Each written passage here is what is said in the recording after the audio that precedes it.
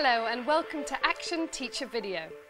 Video is a powerful tool that teachers are using to reflect on their own practice, and in this series we feature videos produced by teachers themselves. Video is also a way of communicating ideas, and we're here to discuss the contents and implications of one teacher video that we'll be looking at in a moment. It's a video that features an innovative approach to special needs teaching in Lexden Springs Special School, captured on camera by teacher Jackie Wood, and is called The Teaching of Early Communication Skills with Children with Severe Learning Difficulties. I'm delighted to be joined in the studio by Jackie Wood. Jackie, hello. Hi. Joining Jackie is another teacher with some similar experiences and concerns from Ysgol Eru Delyn, Lisa Rees. And I'm also delighted to introduce Adrian Jones. Hello and welcome. Jackie, I wonder if you could tell us a bit about the background to the video we're about to watch. Well, until recently the school has been in special measures, which means that 2 years ago it failed its Ofsted. We've had frequent visits by Her Majesty's inspectors, and so each of the members of staff have been under the constant eye in everything they do. Now, we've been particularly working on individual needs and differentiation, and one of the things I would like to gain from this video is that the staff learn to see themselves in a better light. They need to regain their confidence, and I think that by doing a video and being able to share with other people some good practice that we're doing, and being able to explain why they're doing it and talk together, this will be very helpful to them.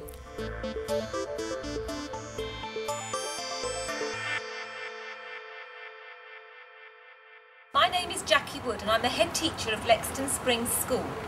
We cater for children aged 3 to 19 with a range of learning difficulties from profound and multiple through to severe or mild. We also have children with autism or associated communication difficulties. At the moment, I'm sitting in our sensory garden on a story chair which was hand carved here. We're going to focus our video on children in our early years department. Everybody is listening. It's time to work. Can you find work on your chart? We have attempted to show a variety of activities to demonstrate the acquisition of communication skills. Here we see Alicia and Jenna choosing the symbol for work from a choice board. Work. Yes. Working. Alicia, ready? Thank you. Selena? Can you say it again? Work. What do you think the weather is today? Not really. It's not raining. Can you find sunny? It says how sunny. Sunny. Can you find sunny, Gemma? This one is sunny. Which one says? Can you say sunny? Can you say sunny and hot? It's a good girl. Can you find sunny? What is the weather today? Next, children are being encouraged to participate in a multimodal session to learn about the weather. We use signs, symbols, voice, gesture, pictures, photos or a variety of ICT resources to support this. Selena, sign sunny. Registration is very much a part of this multimodal approach. Pupils are encouraged to speak and sign yes as their names are called, and they are shown their photograph.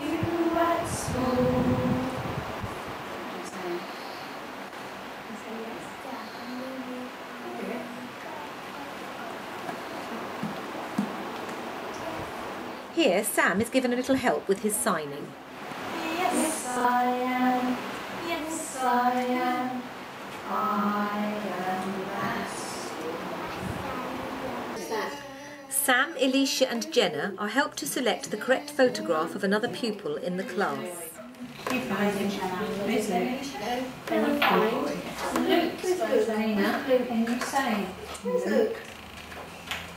Show me. Where's Luke? Luke. Good girl. Where is he?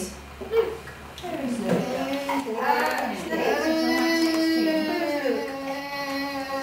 No, don't take them off. Point. Where's Luke? Luke. Good girl.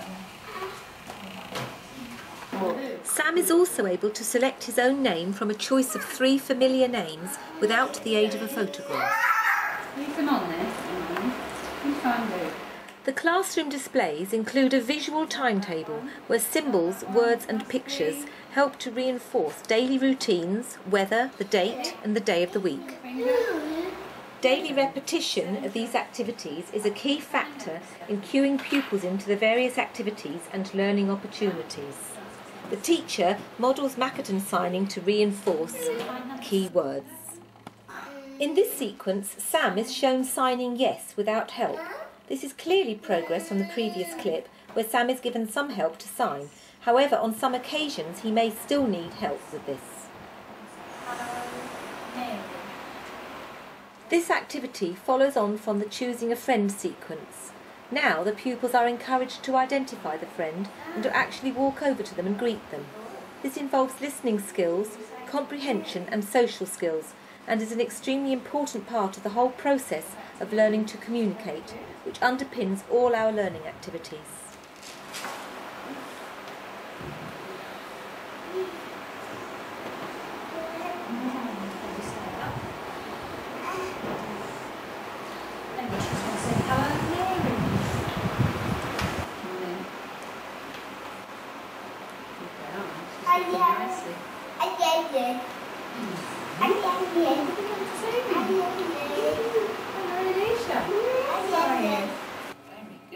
Finally, we are in the ICT suite with Alicia using the plasma screen.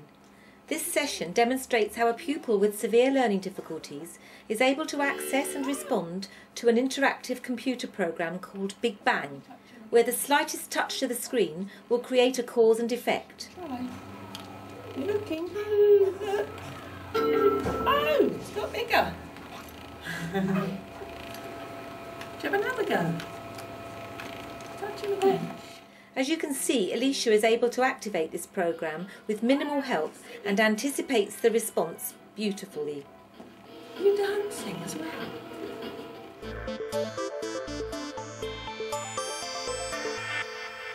Jackie, wonderful video.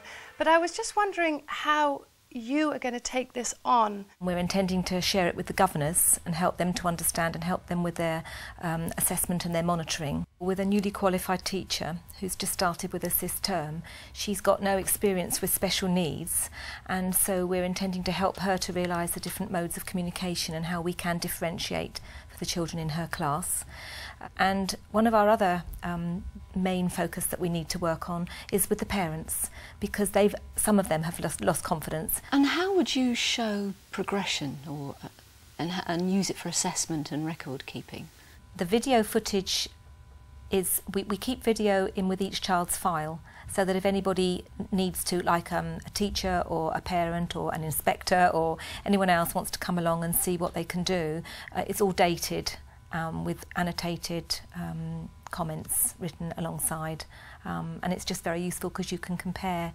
I mean, for example, one of the ways that we do that is when a child is learning to eat independently, and often a parent will say they won't use a knife and fork, or they won't choose foods on their own, and you can say, well, they're doing it in school. Well, if you can video that and then ask the parent to come in and see it, then you can work together with the parents at home, and that's a very important part of our work.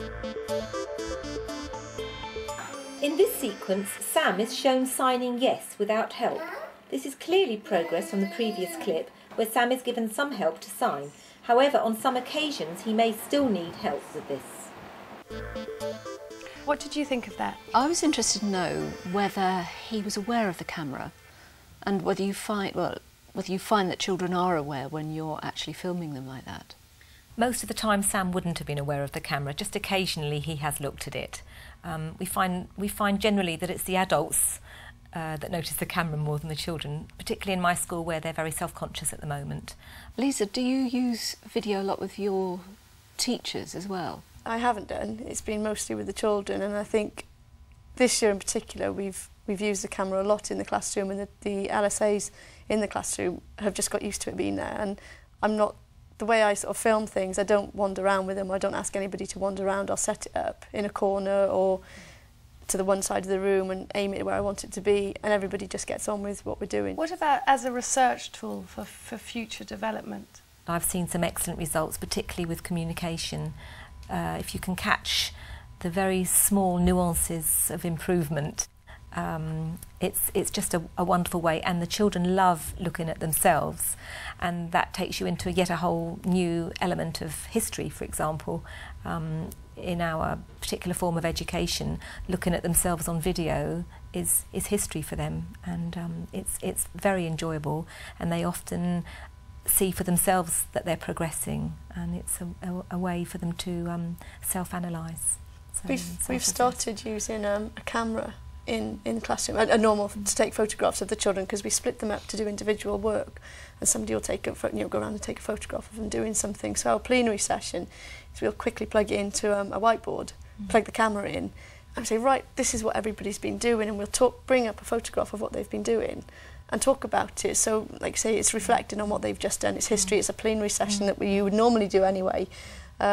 So even just talking now, you think, well, what if we use the video to do that, and quickly plug the video in, and then they could reflect back on watching a video of themselves actually doing something. So for future work, I think it's got an awful lot of potential to engage children in themselves and what they can actually do. Do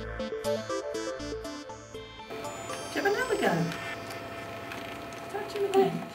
As you can see, Alicia is able to activate this programme with minimal help and anticipates the response beautifully. You're dancing as well. Adrian, we see there a little girl really responding well to the use of technology. What do you think? ICT must be a really important part of this multimodal approach that you use. It's developing very fast and in every area. Basically, it's cause and effect. You can gain attention, so almost any subject matter that you want to, you can find a programme to help you with, whether that be a national curriculum subject like history or geography, or something like learning to write. But initially, it's just gaining their attention. And is that the same in your school? Yeah, I think with the way technology is developing, it's a brilliant way of encouraging children who may not communicate in a functional way to engage them in something that later on you could develop into giving them a means of communication. For example, learning about cause and effect. If I touch the screen, something happens, and yeah, it's exciting and motivating, but then that could develop into using a single switch, and you press the switch and the same thing happens, and then that switch could be turned into a Big Mac. You press the switch and it says, can I have a drink? And you get a drink. So it's exactly the same thing, but they may be more motivated initially to use a computer which has got all these pretty pictures on it, and then you can develop those skills that they can motivate them to use those cause and effect skills into something then that they can use as a functional manner to ask for basic things in their lives. How can this be translated into working with children in mainstream schools, do you think? I think it's just that there are many children in mainstream schools with special needs, and it's realising that you just need to help them get back to basics, really. I mean, they learn through their senses. You know, when you talk about learning through senses, it's actually how everybody learns. Well, I think that's a good point to end on, but I'm sure that this will provoke much more discussion. You can, of course, see the video again and find out more from our website at teachers.tv. It only remains for me to say thank you to our teacher producer, Jackie Wood, and our guest, Lisa Rees, and of course, Adrian Jones. Please join us again on Action Teacher Video, and in the meantime from me, Xanthi Steen, goodbye.